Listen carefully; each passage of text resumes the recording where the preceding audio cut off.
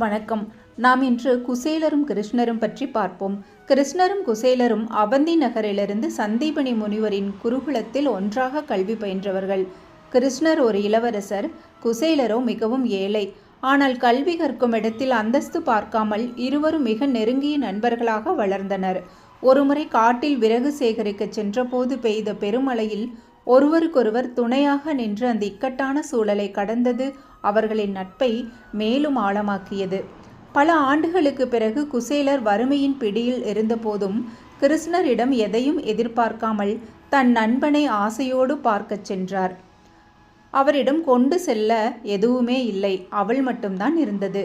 ஆனால் அந்த ஒரு பிடி அவளை அமிர்தமாக உண்ட கிருஷ்ணர் குசேலர் கேட்காமலேயே அவருக்கு சகல ஐஸ்வர்யங்களையும் வழங்கினார். உயர்வு தாழ்வு பார்க்காத அன்பும் கைமாறு கருதாத நேசமுமே உண்மையான நட்பு என்பதை இக்கதை நமக்கு உணர்த்துகிறதல்லவா?